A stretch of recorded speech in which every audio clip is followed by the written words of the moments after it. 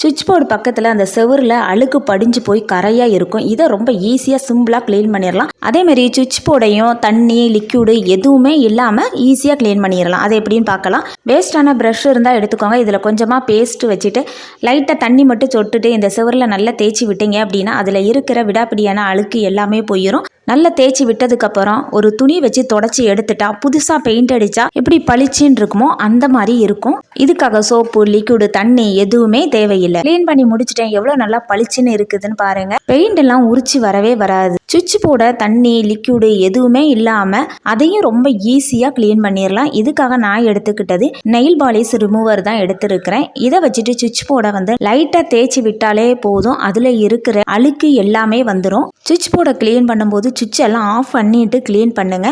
சுவிட்ச் போர்டையும் சுவிட்ச் போர்டு பக்கத்தில் இருக்க சுவரையும் எந்த ஒரு தண்ணி லிக்விடு எதுவுமே இல்லாமல் ரொம்ப ஈஸியாக சிம்பிளாக பளிச்சுன்னு க்ளீன் பண்ணிட்டோம். கண்டிப்பாக ட்ரை பண்ணுங்கள். ரொம்ப யூஸ்ஃபுல்லாக இருக்கும். யூஸ்ஃபுல்லாக இருந்ததுன்னா நம்ம சேனலை சப்ஸ்கிரைப் பண்ணிக்கோங்க.